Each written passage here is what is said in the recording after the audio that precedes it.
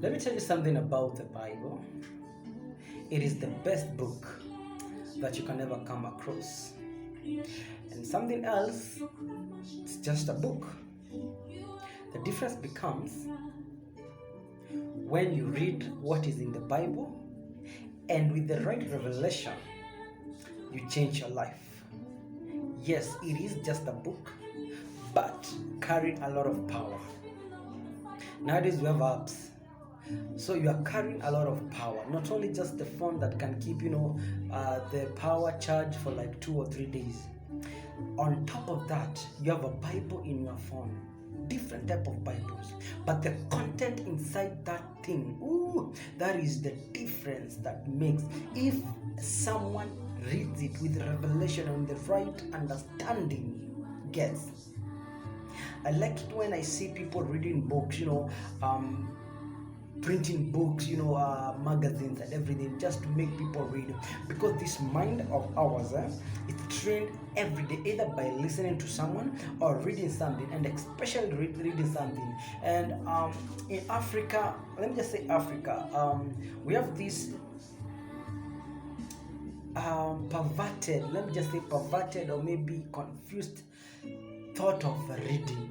Majority of Africans don't read. Let me just calm down. Majority of Kenyans and majority of Nairobians don't read, and especially teens. And that is why the devil is trying to attack us. When he attacks us, he finds a legal ground, because many things, blessed strength, it's hidden in a book.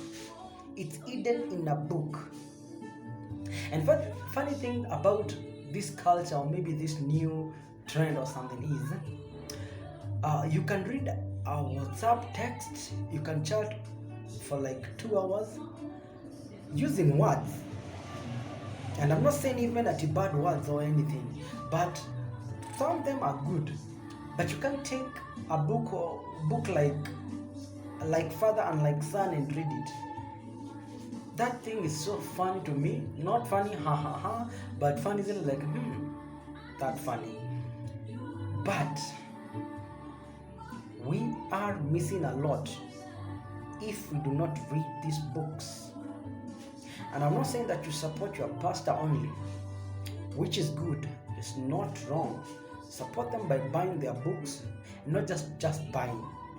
For heaven's sake, read. Read, my brother, read, my sister. And let me just ask you this as I finish my Contemplation chapter 2. Why is it school from 3 years old all the way to university life? Because some finish at 40 years, university life. Why is it these schools, they insist on reading?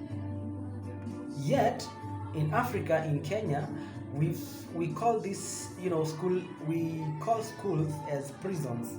I don't know if the world does that, but schools in Kenya, to the majority, that is 80% of people, they call or maybe see schools as prison, meaning they don't like the studies that goes on these premises.